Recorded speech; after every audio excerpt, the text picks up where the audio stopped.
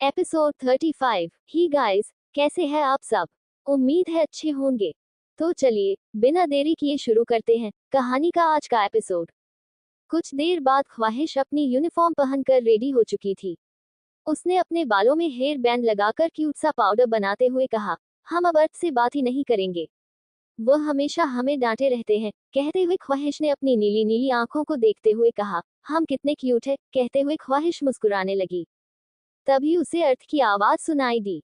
ख्वाहिश अर्थ की आवाज सुनकर ख्वाहिश ने जल्दी से अपना स्कूल बैग उठाया और दौड़ते हुए अर्थ के रूम में आ गई, जहां पर अर्थ अपने दोनों हाथ पेंट की पॉकेट में डालकर उसी का इंतजार कर रहा था। ख्वाहिश जल्दी से उसके सामने किसी ओबेडिएंट बच्चों के साथ आकर खड़ी हो गई। अर्थ ने उसकी तरफ देखा और उसका हाथ पकड़कर उसे लेकर रूम से बाहर आ गया। अर्थ ख्वाहिश को लेकर कॉरिडोर से जा ही रहा था कि तभी आरती जी जो अपने रूम से अभी अभी बाहर आई थी। उन्होंने ख्वाहिश को स्कूल यूनिफॉर्म में देखकर पूछा, आज आप स्कूल क्यों जा रहे हो? आज तो घर में पार्टी है ना बच्चा। आरती जी की बात सुनकर ख्वाहिश का चेहरा नीचे झुक गया। अर्थ ने उनकी तरफ देखते हुए कहा, इस घर की पार्टी से हमें कोई मतलब नहीं है। अर्थ की बात सुनकर आरती जी ने कहा, अर्थ आज आपके भी जन्मदिन की पार्टी है बेटा। सभी आज वापस आ रहे हैं। आप ऐसी बात क्यों कर रहे हैं? आरती जी की बात सुनकर अर्थ ने टेढ़ी मुस्कुराहट के साथ कहा, मैंने कब से इस परिवार को अपना मानना छोड़ दिया है और मुझे अपना बर्थडे सेलिब्रेट करने में कोई इंटरेस्ट नहीं है। इतना कहकर अर्थ ख्वाहिश को लेकर वहां से चला गया। आरती जी ने खुद से कहा, पता नहीं कब सब कुछ ठीक होगा। कहते हुए वह भी चुपचाप वहां से मंदिर की तरफ चली गई। ख्वाहिश ने अर्थ की तरफ देखा, जो बिना किसी एक्सप्रेशन के सीधे सीधे चल रहा था। ख्वाहिश ने धीरे से कहा, हैंडसम दादू बोल रहे थे कि हम आपका बर्थडे उनके मेंशन में सेलिब्रेट करेंगे। क्या आप वहां पर भी अपना बर्थडे सेलिब्रेट नहीं करोगे? ख्वाहिश का सवाल सुनकर अर्थ ने पलटकर ख्वाहिश की तरफ देखते हुए कहा, यह बातें आप बाद में करना, पहले स्कूल चलो। कहते हुए अर्थ को लेकर बाहर आ गया। उन्हें देखते ही ड्राइवर ने जल्दी से कार का दरवाजा खोल दिया। अर्थ ने ख्वाहिश को अंदर बिठाया और खुद अंदर बैठ गया और इससे पहले ही जाकर ख्वाहिश अर्थ की गोद में बैठ गई। उसने अर्थ के सीने पर अपना कर रखते हुए कहा, हमें नींद आ रही है। अर्थ ने ख्वाहिश के छोटे से चेहरे की तरफ देखते हुए कहा, ठीक है, स्कूल आने तक सो जाओ। कहते हुए अर्थ उसके सर को सहलाने लगा। ख्वाहिश भी उसे गले लगकर लेट गई। कुछ ही देर में उसकी आंख लग चुकी थी। कुछ देर बाद एक जगह पर आकर कार रुकी। अर्थ ख्वाहिश के सर पर हाथ फेरते हुए कहा, ख्वाहिश उठ जाओ। अर्थ की आवाज सुनकर ख्वाहिश ने अपनी आंखें खोलकर अर्थ की तरफ देखते हुए कहा, इतनी जल्दी स्कूल आ भी गया। कहकर ख्वाहिश ने कार का दरवाजा खोला और बाहर आ गए।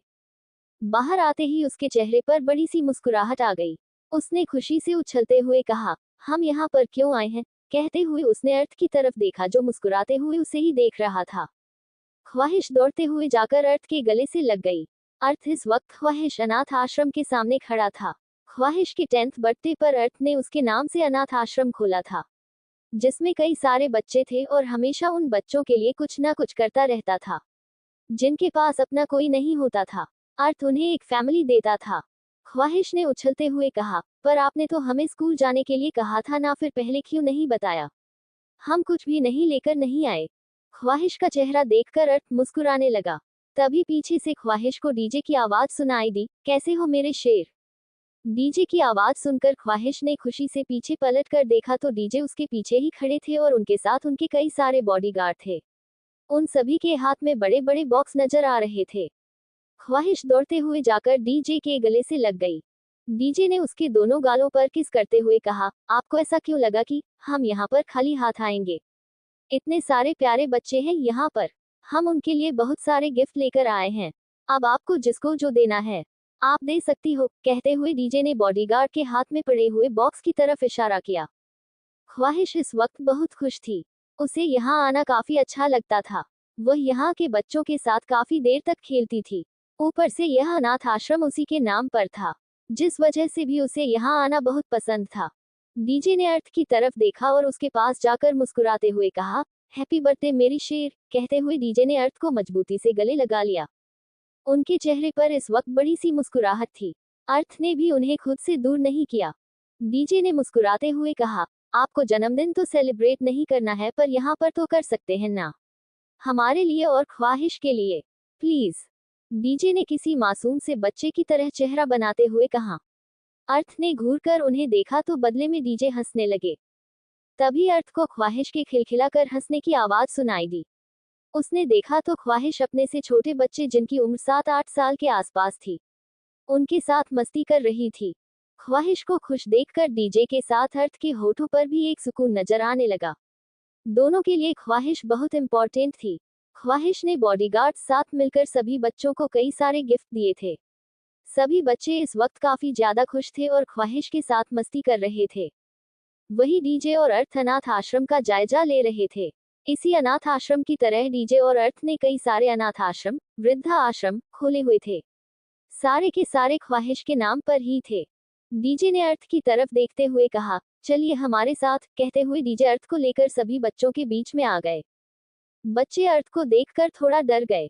अर्थ बच्चों के लिए काफी कुछ करता था पर उसे किसी भी बच्चे से कोई लगाव नहीं था। वह बस यह इसलिए करता था ताकि ख्वाहिश को खुशी मिले। बॉडीगार्ड्स ने बच्चों के बीच में एक बड़ा सा केक लाकर रख दिया। डीजे ने अर्थ की तरफ देखते हुए कहा, लोगों के लिए ना सही बस हमारे लिए बातें सेलिब्रेट कर लीजिए। अर्थ ने कुछ नहीं कहा और चुपचाप केक कट करने के लिए केक के पास आकर खड़ा हो गया। ख्वाहिश कूदते हुए अर्थ के पास आ गई। उसने खुद ही नाइफ उठाते हुए कहा, हम केक कट करेंगे। ख्वाहिश की बात सुनकर डीजे हंसने लगे। अर्थ ने ख्वाहिश की तरफ देखा और उसके हाथ पर अपना हाथ रखकर केक कट करके ख्वाहिश को खिलाया। ख्वाहिश ने खुशी से उछलते हुए कहा, हमारा फेवरेट फ्लेवर। कहते हुए वह खुद ही केक काटकर खाने लगी। डीजे ने हंसते हुए कहा, हमें भी तो दीजिए प्रिंसेस। ख्वाहिश ने दांत दिखाते हुए कहा, नहीं आप बताए, आप बूढ़े हो चुके हैं, बुढ़ापे में ज्यादा मीठा नहीं खाना चाहिए। ख्वाहिश के मुंह से खुद के लिए बूढ़ा सुनकर डीजे का मुंह हैरानी से खुला रह गया। वहीं सभी बॉडीगार्ड डीजे के रिएक्शन को देखकर अपना मुंह दबाकर हंसने लगे। काफी देर तक वहां पर टाइम स्पेंड करने के बाद अर्थ ने ख्वाहिश की तरफ देखा, जो बच्चों के साथ लुका छुपी खेल रही थी। उसने ख्वाहिश को पीछे से पड़ते हुए कहा, चलो बहुत हो गई मस्ती, अब हम यहाँ से जाना है। यहाँ से जाने की बात सुनकर ख्वाहिश के होठों पर जो मुस्कुराहट थी वह गायब हो गई। सिंघानिया मेंशन में उसे बिल्कुल भी अच्छा नहीं लगता था। जब भी अर्थ उसके पास नहीं होता था, कोई भी उसे कुछ भी सुनाकर चला जाता था। आरती जी के अलावा सिंघानिया परिवार का कोई भी इंसान उसके साथ अच्छे से बात नहीं करता था। वही यहाँ पर उसे ऐसा लगता था जैसे उसके पास एक बड़ा सा परिवार है। यहाँ के सारे सर्वेंट, केयरटेकर, बच्चे उसके साथ काफी मस्ती करते थे। सारे बच्चे उसे दीदी कहते थे। ख्वाहिश का उदास चेहरा देखकर अर्थ ने उसकी तरफ देखते हुए कहा, हम सिंघानिया मेंशन नहीं जा रहे हैं। कहते हुए वहां से निकल गया। डीजे भी अपने मेंशन के लिए निकल गए। शाम के 4 बजे सिंघानिया मेंशन। पूरा सिंघानिया परिवार इस वक्त घर के बाहर खड़े थे। तभी वहां पर 2 कार आकर रुकी। कार के आते ही आरती जी की आंखों में आंसू आ गए। पूरे 5 साल बाद आज उनका बेटा वापस इंडिया आया था। पहले कार का दरवाजा खोलकर अक्षत और धैर्य बाहर निकले। उन दोनों को देखकर सबके होठों पर प्यारी सी स्माइल आ गई। दूसरी कार से दरवाजा खोलकर अनु और धानी दोनों बाहर आ गई। उन दोनों के चेहरे पर भी बड़ी सी मुस्कुराहट थी। आरती जी ने अक्षत के पास जाकर उसे गले से लगाते हुए कहा, कितने साल लगा दिए तुमने वापस आने में?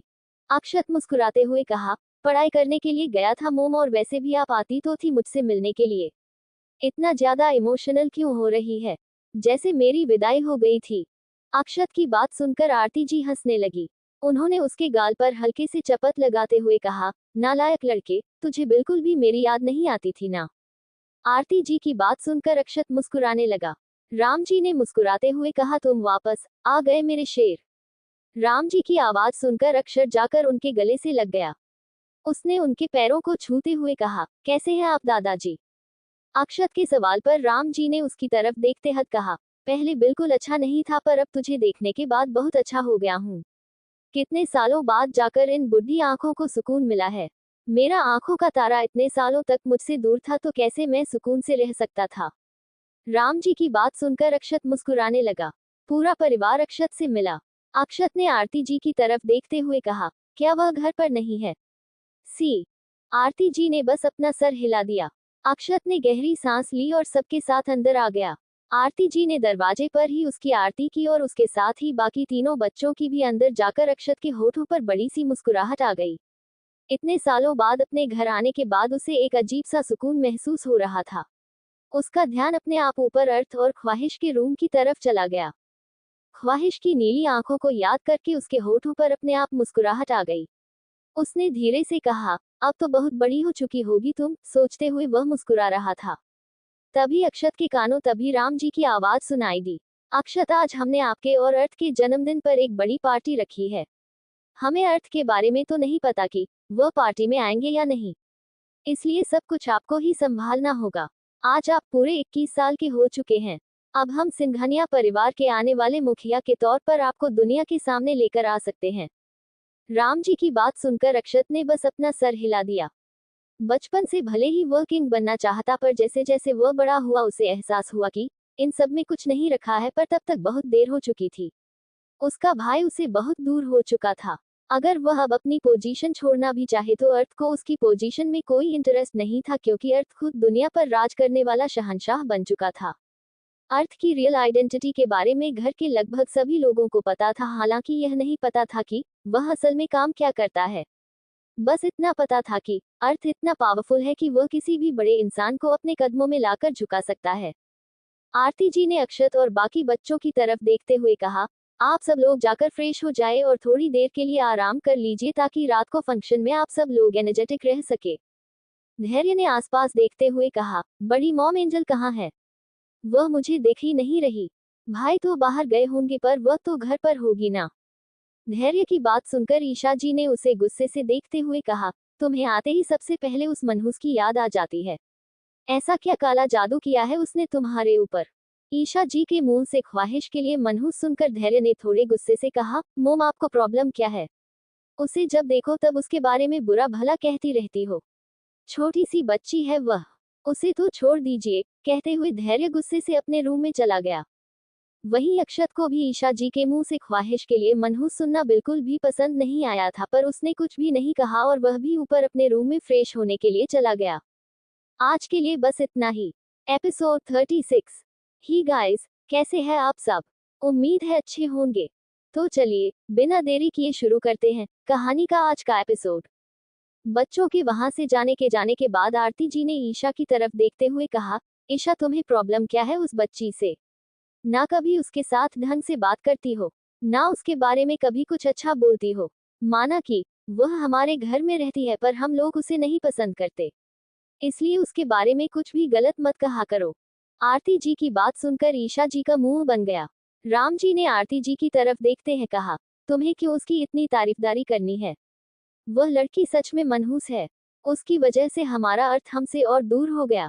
अपने जन्मदिन के दिन पर वह हमारे साथ रहना चाहिए था, पर वह हम लोगों को छोड़कर उस अनाथ बच्ची और उसे दिग्विजय जिंदल के साथ रहता है। उनके साथ अपना टाइम स्पेंड करता है। वह उन्हें अपनी फैमिली मानता है। तुम्हारा बेटा तुमसे दूर होता जा रहा है और तुम्हें कोई फर्क ही नहीं पड़ रहा है।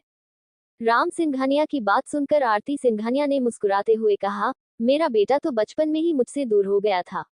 जैसे बड़ा हुआ वह थोड़ा थोड़ा मेरे करीब आया है। अगर वह उसके साथ खुश है तो मैं भी खुश हूँ। मुझे कोई प्रॉब्लम नहीं है कि वह उसके साथ है। कहते हुए आरती जी वहां से चली गई। राम सिंघानिया ने अर्जुन जी की तरफ देखते हुए कहा, पार्टी की सारी तैयारियां हो गई है ना? आज पूरा सिंघानिया मेंशन दुल्हन की तरह जगमगाना चाहिए। शहर के बड़े बड़े लोग हमारे मेंशन में आने वाले हैं। आज हम हमारे अक्षत को ऑफिशियल तौर पर सिंघानिया फैमिली का हेड अनाउंस करने वाले हैं। राम जी की बात सुनकर अर्जुन जी ने एक नजर उनकी तरफ देखते हैं कहा, आपने अर्थ के बारे में एक बार भी नहीं सोचा? राम जी ने हंसते हुए कहा, क्या तुम्हें सच में लगता है कि वह हमारे परिवार से कोई पोजीशन लेना चाहेगा?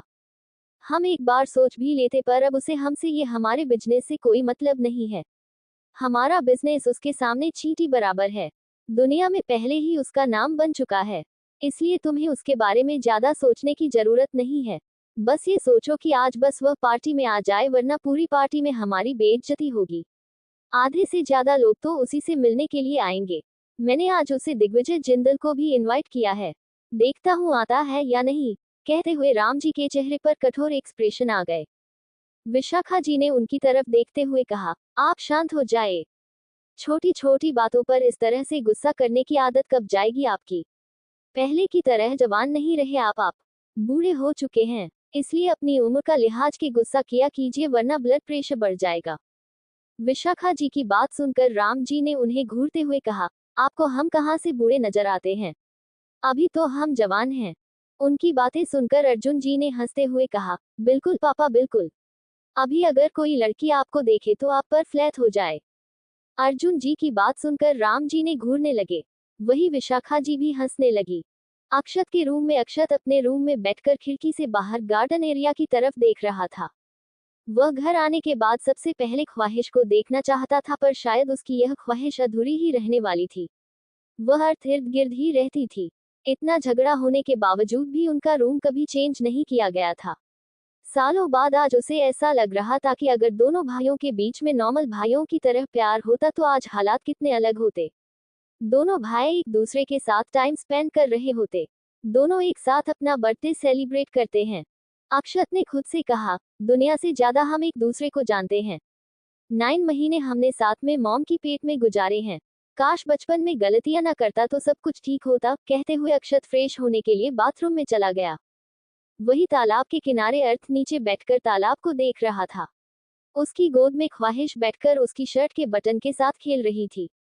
अर्थ तालाब के शांत पानी को देखा तो कभी ख्वाहिश के चेहरे पर ख्वाहिश ने मुस्कुराते हुए कहा, हम यहाँ पर क्यों आए हैं अर्थ? अर्थ ने ख्वाहिश के बालों को कान के पीछे करते हुए कहा, मुझे यहाँ पर सुकून मिलता है और मेरा सुकून तुम हो। इसलिए अपने सुकून को दूसरे सुकून से मिलने के लिए लेकर आया हूँ। अर्थ की बात सुनकर ख्वाहिश की आंखें बड़ी बड़ी हो गई। उसने चमकती आंखों से अर्थ की तरफ देखते हुए कहा, सच में, कहते हुए उसने अर्थ के गाल पर किस कर लिया। अर्थ बस चुपचाप शांत पानी को देख रहा था। ख्वाहिश ने अर्थ की तरफ देखते हुए कहा, आज तो बड़े वाले अंकल ने आपके लिए बर्थडे पार्टी रखी है ना, क्या आप अपनी पार्टी में नहीं जाओगे? ख्वाहिश का सवाल सुनकर अर्थ ने उसके चेहरे की तरफ देखते हुए कहा, तुम बताओ, क्या मुझे जाना चाहिए?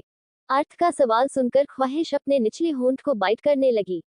उसने धीरे से अपना सर हिला दिया, जिसे देखकर अर्थ के होठों के कोने टेढ़े हो गए। उसने मुस्कुराते हुए कहा, तो ठीक है, मैं पार्टी में जाऊंगा। आखिर स्पेशली दादाजी ने मेरा बर्थडे प्लान किया है तो जाना तो बनता है ना। अर्थ की बात सुनकर ख्वाहिश ने कुछ नहीं कहा। उसके चेहरे पर हल्की उदासी थी, क्योंकि दादाजी ने उसे पार्टी में आने से साफ साफ मना किया था। उसे पार्टी बहुत पसंद थी। डीजे और अर्थ उसे कई पार्टी इसमें अपने साथ लेकर जाते थे। काफी लोग जानते थे कि डीजे ने ख्वाहिश को अडॉप्ट किया है। कोई भी यह नहीं जानता था कि डीजे ने नहीं बल्कि अर्थ किया है। अर्थ अब लीगल तौर पर ख्वाहिश का गार्जियन बन चुका था। कुछ देर बाद उसने ख्वाहिश को अपनी गोद में उठाते हुए कहा, चलो हम घर चलते हैं। पार्टी के लिए रेडी भी तो होना है ना। अर्थ की बात सुनकर ख्वाहिश ने धीरे से कहा, हम नहीं आएंगे पार्टी में। ख्वाहिश की बात सुनकर अर्थ ने कहा, क्यों? आप क्यों नहीं आओगी? क्या आप मेरी पार्टी में शामिल नहीं होना चाहती? अर्थ की बात सुनकर ख्वाहिश खुद को और कंट्रोल नहीं कर पाई। उसकी आंखों में आंसू आ गए। उसने धीरे से कहा, उन गंदे वाले अंकल ने कहा है कि हम पार्टी में ना आए क्योंकि हम मनहूस है। वह हमें मनहूस क्यों कहते हैं? हम तो कभी उनके सामने बुरी हरकत भी नहीं करते। वह जैसा कहते हैं हम उनकी सारी बातें मानते हैं, पर फिर भी वह हमसे अच्छे से बात नहीं करते। वह सच में बहुत बुरे हैं। ख्वाहिश की बात सुनकर अर्थ की पकड़ ख्वाहिश पर मजबूत हो गई। उसने बेहद गुस्से में कहा, तुम्हें उस बूढ़े आदमी की बात पर ध्यान देने की जरूरत नहीं है। बुढ़ापे में आदमी का दिमाग अक्सर सठिया जाता है, इसलिए तुम उसकी बात को इग्नोर करो, कहते हुए अर्थ ने अपनी आंखें बंद कर ली। ड्राइवर ने कर स्टार्ट कर दी। अब तक रात के 7 बजे बज चुके थे। जब वह दोनों सिंघानिया मेंशन पहुंचे तो सिंघानिया मेंशन जगमगा रहा था। अर्थ ख्वाहिश को सामने के रास्ते से ले जाने की जगह पर मेंशन के पिछले दरवाजे से सीधा ऊपर अपने रूम में लेकर आ गया। ये स्पेशल दरवाजा अर्थ ने अपने और ख्वाहिश के रूम में आने के लिए बनवाया था। किसी को भी नहीं पता था कि वह दोनों वापस आ चुके हैं। वही नीचे सिंघानिया परिवार के लोग रेडी हो चुके थे। पार्टी का टाइम 7:30 बजे का था। अक्षत अपने रूम में इस वक्त ब्लैक कलर का टैक्सीडो पहनकर रेडी हो रहा था। उसके चेहरे पर बड़ी सी मुस्कुराहट थी। तभी धैर्य ने पीछे से रूम में एंटर करते हुए कहा, भाई देखो ना, मैं हैंडसम तो लग रहा हूँ ना? लड़कियां मुझे देखकर पागल तो हो जाएंगे ना? धैर्य की आवाज सुनकर अक्षत ने पीछे पलट कर देखा तो धैर्य इस वक्त ब्राउन कलर के टैक्सीडो सूट में खड़ा था। वह भी दिखने में काफी हैंडसम लग रहा था। उसके चेहरे की वह स्माइल उसे कातिल लुक दे रही थी। धैर्य को देखकर अक्षत ने हंसते हुए कहा, तू सिर्फ लड़कियों के लिए रेडी हो रहा है, मतलब खुद के लिए रेडी नहीं हो रहा है? अक्षत की बात सुनकर धैर्य ने एटीट्यूड से कहा, अरे भाई खुद के लिए रेडी होकर क्या करूंगा। मैं तो चाहता हूँ कि लड़कियां मुझे देखकर पागल हो जाए और यहाँ से वहां घूमते हुए चिल्लाए, धैर्य धैर्य हमें तुमसे शादी करनी है, हमें तुमसे शादी करनी है। लिटरली भाई मैं तो ये सपने भी देखता हूँ, बस मेरा सपना सच हो जाए। धैर्य की बात सुनकर अक्षत हंसने लगा। तभी रूम में आरती जी आ गई। उन्होंने अक्षत की तरफ देखकर मुस्कुराते हुए कहा, अक्षत आप रेडी हो चुके हैं ना, कहते हुए उनका ध्यान धैर्य की तरफ गया। धैर्य को देखकर उन्होंने हंसते हुए कहा, आज तो आप कमाल लग रहे हैं। धैर्य किसे घायल करने का इरादा है आपका। आरती जी की बात सुनकर धैर्य ने शर्माने की एक्टिंग करते हुए कहा, क्या बड़ी माँ आप मुझे छेड़ रही हो। वैसे मैं तो आपके लिए बहू ढूंढने की प्लानिंग कर रहा था। अब आप ही बताओ, क्या आप मुझे पार्टी में कोई खूबसूरत सी लड़की इम्प्रेस कर पाएगी। धैर्य की बात सुनकर अक्षत ने उसे घूरते हुए कहा, बकवास हो गई हो तो अब तुम बाहर जाओ, मुझे मॉम से बात करनी है। धैर्य ने मुंह बनाकर अक्षत की तरफ देखा और चुपचाप वहां से बाहर चला गया। धैर्य के बाहर जाते ही अक्षत ने आरती जी की तरफ देखते हुए कहा, मॉम क्या वह पार्टी में आने वाला है। अक्षत के सवाल पर आरती जी ने छोटी सी मुस्कुराहट के साथ कहा, उसने कहा है कि वह ज्यादा वक्त के लिए नहीं पर थोड़े वक्त के लिए पार्टी में आएगा, हम इसी बात से खुश हैं। आरती जी की बात सुनकर अक्षत के होठों पर छोटी सी मुस्कुराहट आ गई।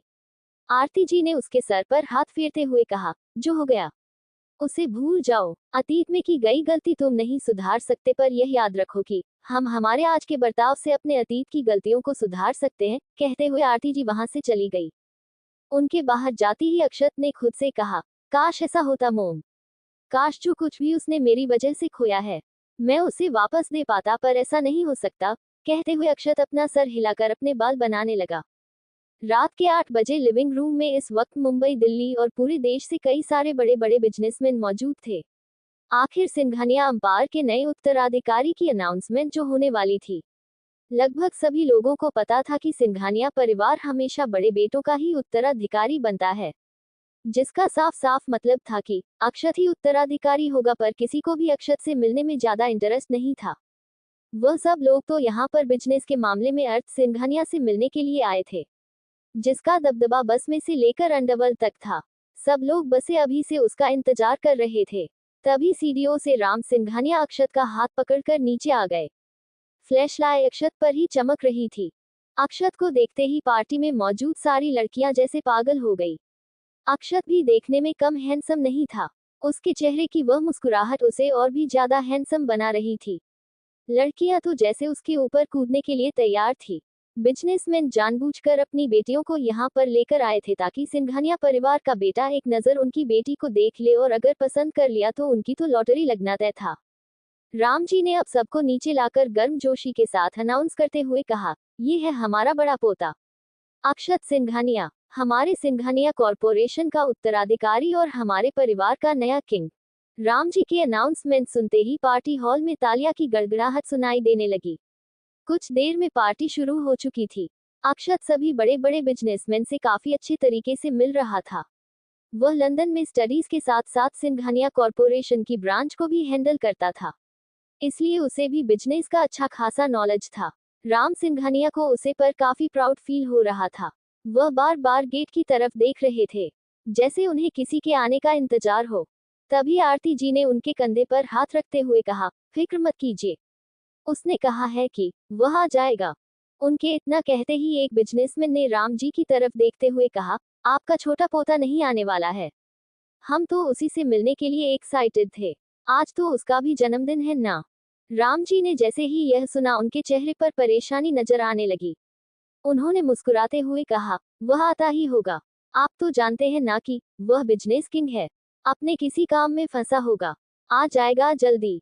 राम जी को इस वक्त बेचैनी हो रही थी क्योंकि अगर अर्थ यहाँ पर नहीं आता तो बिजनेस इंडस्ट्रीज में उनका काफी मजाक उड़ाता है, जो कि वह बिल्कुल भी बर्दाश्त नहीं कर सकते थे। अर्जुन सिंघानिया अभी बार बार अर्थ का नंबर डायल कर रहे थे। किसी को भी नहीं पता था कि अर्थ तो मेंशन में ही है। सबको लग रहा था कि वह अभी तक वापस नहीं आया है। आज के लिए बस इतना ही। कैसा लगा आज का एपिसोड कमेंट बॉक्स में जरूर बताना। एपिसोड 37। ही गाइस, कैसे हैं आप सब? उम्मीद है अच्छे होंगे। तो चलिए बिना देरी किए शुरू करते हैं कहानी का आज का एपिसोड। पार्टी नीचे स्टार्ट हो चुकी थी। अक्षत सभी बिजनेसमैन के साथ मिल रहा था। उसका कॉन्फिडेंस उसके चेहरे पर साफ साफ नजर आ रहा था। सभी लोगों को काफी इम्प्रेसिव लग रहा था। लड़कियां तो उसे घूर घूर कर देख रही थी एवं वही धैर्य पार्टी में यहाँ से वहां चल कूद कर रहा था। लड़कियां उसे भी घूर घूर कर देख रही थी। धैर्य भी देखने में काफी हैंडसम था। खुद को इस तरह से अटेंशन मिलते हुए देखकर वह तो खुशी से पहले नहीं समा रहा था। वही राम सिंघानिया का ध्यान बार बार दरवाजे की तरफ जा रहा था। उन्होंने अर्जुन जी की तरफ देखते हुए कहा, अर्जुन पता करो कि अर्थ कहाँ है। सब लोग उसी के बारे में पूछ रहे हैं। राम जी ने इतना कहा ही था कि एक बहुत बड़े बिजनेसमैन ने राम जी के पास आकर मुस्कुराते हुए कहा, मिस्टर सिंघानिया आपका बड़ा पोता तो अमेजिंग है, पर जहां तक मैं जानता हूँ आपका छोटा पोता ब्रिलियंट है। मैंने तो ये भी सुना है कि वह बिजनेस इंडस्ट्री पर राज करता है। मैं तो स्पेशली उसी से मिलने के लिए आया था। वैसे वह कहाँ है? आज तो उसका भी जन्मदिन है ना। सच में आपके घर में कोहिनूर हीरो ने जन्म लिया है। आपके सभी पोते इतनी ज्यादा इंटेलिजेंट है। पहले बेटे इंटेलिजेंट निकले और पोते। आपकी तो किस्मत ही खुल गई। अपने सामने खड़े बिजनेसमैन की बात सुनकर राम सिंघानिया बस मुस्कुराने लगे। अब तक लगभग सारे बिजनेसमैन उनसे एक ही सवाल पूछ चुके थे कि अर्थ कहाँ है। अब उन्हें अजीब सी बेचैनी हो रही थी, क्योंकि अगर अर्थ पार्टी में नहीं आता तो उनकी अच्छी खासी इंसल्ट होने वाली थी, जो कि राम सिंघानिया बिल्कुल भी टॉलरेट नहीं कर सकते थे। उन्होंने टेढ़ी नजरों से कुछ दूर खड़ी आरती जी की तरफ देखकर आंखों से कुछ इशारा किया। आरती जी ने बस मुस्कुराते हुए अपना सर हिला दिया। वह जानती थी कि अगर अर्थ ने प्रॉमिस किया है कि वह आएगा तो वह जरूर आएगा। भले ही वह बस अपनी शक्ल दिखाकर वापस चला जाए, पर वह अपना प्रॉमिस नहीं तोड़ने वाला था। आरती जी ने अपना मोबाइल निकाला और अर्थ को बस एक मैसेज टाइप कर दिया, तुम्हें आने में कितनी देर लगेगी। अर्थ, जो कि इस वक्त ख्वाहिश के साथ ऊपर अपने रूम में सुकून से बैठा हुआ था, उसने आरती जी का मैसेज पढ़ा और कुछ सोचते हुए उसने मैसेज टाइप कर दिया, 15 मिनट। अर्थ का मैसेज देखकर आरती जी ने सुकून की सांस ली। ख्वाहिश, जो कि अर्थ की गोद में बैठी हुई थी, उसने क्यूट सा फेस बनाते हुए कहा, हम कैसे लग रहे हैं अर्थ। कहते हुए वह खुद को देखने लगी। ख्वाहिश ने इस वक्त एक पर्ल कलर की प्रिंसेस फ्रॉक पहनी हुई थी, जिसमें वह किसी असली प्रिंसेस की तरह लग रही थी। अर्थ ने स्पेशल ऑर्डर पर उसके लिए यह फ्रॉक बनवाई थी। अर्थ ने भी इस वक्त एक ब्लैक कलर का टक्सीडो सूट पहना हुआ था, जिसमें उसकी पर्सनैलिटी और भी ज्यादा अट्रैक्टिव लग रही थी। ऊपर से उसके चेहरे की वह कोल्ड एक्सप्रेशन उसे सीईओ वाली लुक दे रहे थे। ख्वाहिश की बात सुनकर अर्थ ने उसके दोनों गालों को चूमते हुए कहा, आप बहुत ज्यादा खूबसूरत लगती है, बिल्कुल प्रिंसेस की तरह। अर्थ के मुंह से प्रिंसेस सुनकर ख्वाहिश खुश हो गई। उसने अर्थ की तरफ देखते हुए कहा, आपका बर्थडे है तो आप नीचे जाओ ना। हम ऊपर से आपको देखकर खुश हो जाएंगे, पर हम आपके साथ नीचे नहीं आएंगे, वरना वह बूढ़े अंकल फिर से हम पर गुस्सा करेंगे। वह तो कहते हैं कि हम मनहूस है, जहां भी जाते हैं सब खराब कर देते हैं। हमें उनके गुस्से को नहीं झेलना है। ख्वाहिश की बात सुनकर अर्थ ने उसे घूरते हुए कहा, दोबारा बकवास करना स्टार्ट कर दिया तुमने। मैंने कहा ना, अगर मैं नीचे जाऊंगा तो तुम्हें अपने साथ लेकर जाऊंगा, इसलिए आप चुपचाप बैठो। कुछ देर बाद हम नीचे जाएंगे। अर्थ की डांट सुनकर ख्वाहिश चुपचाप उसकी गोद में बैठ गई। अर्थ धीरे धीरे उसके बालों को सहलाने लगा। ख्वाहिश के खुले बालों वक्त बहुत प्यारी लग रही थी। उसने एक खूबसूरत सा हेयर बैंड लगाया हुआ था, जो कि अर्थ ने उसके लिए मंगवाया था। ओवरऑल को दोनों ही बहुत प्यारी लग रहे थे। अब तक पार्टी स्टार्ट होकर 1 घंटे से ऊपर का वक्त हो चुका था। आप पार्टी में बातें बनने लगी थी कि क्या अर्थ है सिंघानिया पार्टी में नहीं आएगा, क्योंकि सिंघानिया परिवार के ज्यादातर फंक्शन में कोई भी अर्थ को नहीं देख पाता था। अर्थ बहुत मुश्किल से ही सिंघानिया फैमिली के किसी फंक्शन में शामिल होता था, वह भी कुछ वक्त के लिए। सबकी बातें राम सिंघानिया, अर्जुन सिंघानिया, आलेख सिंघानिया, अनुज सिंघानिया सबके कानों में पड़ रही थी। वह बस प्रार्थना कर रहे थे कि अर्थ थोड़ी देर के लिए ही सही पार्टी में आ जाए। राम सिंघानिया को अब गुस्सा आ रहा था। उन्होंने गुस्से से आरती जी के पास आते हुए कहा, आपने तो कहा था कि अर्थ पार्टी में आने वाले हैं, तो अब तक आए क्यों नहीं। उन्होंने इतना कहा ही था कि उनके कानों में लोगों की आवाज पड़ी। उन्होंने अपना चेहरा ऊपर उठाकर देखा तो उनका ध्यान सीढ़ियों पर गया। सीढ़ियों पर फ्लैशलाइट पड़ रही थी और वहां पर अर्थ खड़ा था। अर्थ की पर्सनैलिटी इतनी अमेजिंग थी कि एक पल के लिए राम सिंघानिया भी उसे पर से अपनी नजर हटाना भूल गए। तभी उनका ध्यान अर्थ के बगल में खड़ी ख्वाहिश पर गया, जिसका हाथ इस वक्त अर्थ ने मजबूती से पकड़ के रखा था। ख्वाहिश को देखते ही उनके चेहरे पर गुस्सा नजर आने लगा। उन्होंने खुद से कहा, मैंने इस मनहूस लड़की से कहा था कि यह नीचे ना आए, फिर भी यह मनहूस लड़की नीचे आ रही है, इसे तो हम छोड़ेंगे नहीं। राम सिंघानिया के चेहरे के एक्सप्रेशन देखकर आरती जी ने उनकी तरफ देखते हुए कहा, पापा गुस्सा मत कीजिए। अर्थ की यही शर्त थी कि वह नीचे आएंगे तो ख्वाहिश के साथ, वरना नहीं, इसलिए हमने भी हाँ कह दी। आरती सिंघानिया की बात सुनकर राम सिंघानिया ने गुस्से से उनकी तरफ देखा पर कुछ नहीं कहा। अर्थ एटीट्यूड से चलता हुआ नीचे आ रहा था। अब तक जो लड़कियां अक्षत को घूर घूर कर देख रही थी, उन सभी का ध्यान अर्थ पर चला गया। अक्षत के चेहरे पर हमेशा स्माइल रहती थी, वही अर्थ के चेहरे पर स्माइल का नाम निशान नहीं था, बल्कि उसकी पर्सनैलिटी बेहद डार्क थी। उसके चेहरे के एक्सप्रेशन उसे डेविल का लुक देते थे और लड़कियों को तो ऐसे ही लड़के ज्यादा पसंद आते थे। उनका ध्यान अर्थ के बगल में चल रही छोटी सी बच्ची पर था। ख्वाहिश 13 साल की हो चुकी थी, पर वह दिखने में अभी भी बहुत प्यारी और छोटी लगती थी। सब लोग बातें कर रहे थे कि अर्थ सिंघानिया के साथ यह छोटी सी बच्ची कौन है। राम सिंघानिया ने सबके चेहरे के एक्सप्रेशन देखते हुए कहा, वह नौकर की बेटी है। अर्थ को उससे कुछ ज्यादा ही लगाव है, बहन मानता है उसे, इसलिए उसे अपने साथ लेकर आ रहा है। राम सिंघानिया की यह बात पार्टी हॉल में कुछ ही देर में फैल गई। जो सभी लड़कियां अर्थ को घूर घूर कर देख रही थी, ये सुनकर कि वह छोटी लड़की अर्थ की बहन है, सबके चेहरे पर खुशी नजर आने लगी। अब उनका पहला टारगेट अर्थ था, और अगर अर्थ ना मिले तो अक्षत तो था ही। उन सभी लड़कियों ने मन ही मन डिसाइड कर लिया था कि आज वह सिंघानिया परिवार के एक लड़के को तो इम्प्रेस करके ही रहेगी। अर्थ अब तक ख्वाहिश को लेकर नीचे आ चुका था। उसने एटीट्यूड से चलकर एक बिजनेसमैन के पास आते हुए कहा, मिस्टर राठौर कैसे हैं आप। मिस्टर राठौर की उम्र 60 साल के आसपास थी। वह कुछ ही दिन पहले अपने बिजनेस से रिटायर हुए थे। अब उनका बिजनेस उनका बेटा और उनका पोता संभालता था। मिस्टर राठौर ने अर्थ की तरफ देखकर मुस्कुराते हुए कहा, अर्थ बहुत खुशी हुई आपसे इतने दिनों के बाद मिलकर। इतनी छोटी सी उम्र में आपने कितना बड़ा नाम बना लिया है। हम तो आज सिर्फ आपसे मिलने के लिए यहाँ पर आए थे, वरना हमने तो आप पार्टी में जाना ही छोड़ दिया है। वैसे ये छोटी सी बच्ची कौन है, क्या यह आपकी बहन है। मिस्टर राठौर की बात सुनकर अर्थ की आंखें, जो कि नॉर्मल नजर आ रही थी, गुस्से से लाल हो गई। उसने तेज आवाज में कहा, किसने कहा कि यह मेरी बहन है। अर्थ की तेज आवाज सुनकर सभी लोगों से देखने लगे। वही राम सिंघानिया ने गुस्से से अपनी आंखों को बंद कर लिया। उन्होंने खुद से कहा, ये लड़का मेरा नाम डूबा कर ही रहेगा। अर्थ ने पार्टी हॉल में मौजूद सभी लोगों की तरफ देखते हुए कहा, नौकरानी समझने की गलती मत करना। प्रिंसेस है वह, मेरी प्रिंसेस। कहते हुए अर्थ ने ख्वाहिश को अपने पास खींच लिया और सबके सामने ही उसके गालों को चूम लिया। अर्थ की हरकत देखकर सिंघानिया परिवार गुस्से से भर गया। वहीं कुछ दूरी पर खड़ा अक्षत ख्वाहिश को देखकर जैसे अपनी जगह पर ही जम गया। आज पूरे 6 साल बाद वह ख्वाहिश को देख रहा था। वह छोटी सी बच्ची जो मस्ती करती थी, अब बड़ी हो चुकी थी। हालांकि वह ज्यादा बड़ी तो नहीं हुई थी, पर पहले के मुकाबले पर बड़ी हो चुकी थी। अक्षत के चेहरे पर एक छोटी सी मुस्कुराहट थी। वही ख्वाहिश अपना छोटा सा चेहरा नीचे झुककर चुपचाप खड़ी थी। अर्थ के इस तरह से गाल पर सबके सामने किस करने की वजह से उसे बहुत शर्म आ रही थी, और इतने पार्टी हॉल में नजर घुमाकर सबकी तरफ देखा और एरोगेंट तरीके से चलता हुआ राम सिंघानिया के पास आकर खड़ा हो गया।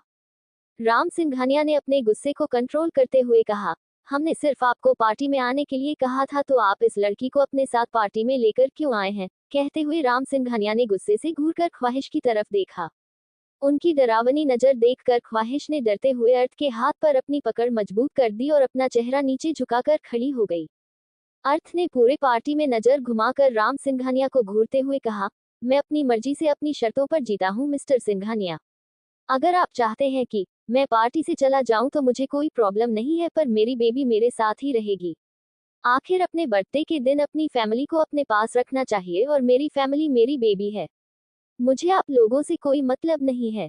अर्थ की बात सुनकर राम सिंघानिया ने गुस्से से अपनी आंखों को बंद कर लिया। वह खुद को कंट्रोल करने की कोशिश कर रहे थे, क्योंकि अगर आरती इस तरह से पार्टी से चला गया तो सभी लोग और बातें बनाएंगे, जो कि राम सिंघानिया बिल्कुल भी नहीं चाहते थे। आरती जी ने अर्थ के पास आकर प्यार से उसके माथे को चूमते हुए कहा, हैप्पी बर्थडे मेरा बच्चा। अर्थ ने बस नॉर्मल आंखों से उनकी तरफ देखा। ना उसके चेहरे पर खुशी थी, ना उसके चेहरे पर गम। आरती जी इतनी ही बात से खुश थी कि कम से कम अर्थ अब उन्हें खुद से दूर नहीं करता। पहले तो वो उन्हें अपने पास भी नहीं आने देता था। उन्होंने ख्वाहिश की तरफ देखकर उसके माथे को चूमते हुए कहा, बहुत प्यारा लग रहा है हमारा बच्चा। आरती जी के मुंह से अपनी तारीफ सुनकर ख्वाहिश के चेहरे पर बड़ी सी मुस्कुराहट आ गई। उसे पता था कि आरती जी सिंघानिया परिवार के बड़ों में इकलौती ऐसी इंसान है जो उसे पसंद करती है, वरना बाकी सब तो हमेशा उसे बुरा भला कहते रहते थे। ख्वाहिश को अब किसी की बातों से कोई फर्क नहीं पड़ता था। उसके लिए तो सिर्फ उसका अर्थ जरूरी था। पार्टी शुरू से शुरू हो चुकी थी। अर्थ सभी बिजनेसमैन के साथ बात करते हुए ख्वाहिश का हाथ पकड़कर उसे यहाँ से वाहन लेकर जा रहा था। ख्वाहिश का मुंह बना हुआ था। वह बाकी बच्चों के साथ खेलना चाहती थी। धैर्य बार बार उसे अपने पास आने के लिए और कुछ खिलाने का इशारा कर रहा था। ख्वाहिश समझ गई थी कि धैर्य उसके लिए बहुत सारे चॉकलेट लेकर आया है, इसलिए वह वहां से जाना चाहती थी, पर अर्थ था कि उसे छोड़ने के लिए तैयार ही नहीं था। पार्टी हॉल में मौजूद सभी लोग अब जान चुके थे कि ये बच्ची अर्थ की बहन नहीं है। सबके दिमाग में यही चल रहा था कि क्या अर्थ का इस छोटी सी बच्ची से क्या रिश्ता है, पर किसी की भी पूछने की हिम्मत नहीं थी। पार्टी चल रही थी, तभी उन सभी के कानों में एक दमदार आवाज सुनाई दी, हैप्पी बर्थडे मेरे शेर। इस आवाज को सुनते ही सब लोगों का ध्यान दरवाजे की तरफ गया, जहां पर कई सारे बॉडीगार्ड के साथ डीजे खड़े थे। उनकी पर्सनैलिटी काफी अमेजिंग लग रही थी। 60 साल के होने के बावजूद भी वह किसी 50 साल के आदमी को मत दे सकते थे। उनका और उनकी पर्सनैलिटी सब कुछ बहुत स्ट्रांग थी। उनकी आवाज सुनकर अर्थ ने पलटकर उनकी तरफ देखा। उसके चेहरे के एक्सप्रेशन बिल्कुल भी चेंज नहीं हुए। वही ख्वाहिश के चेहरे पर डीजे को देखकर खुशी नजर आने लगी। कैसा लगा आज का एपिसोड कमेंट बॉक्स में जरूर बताना।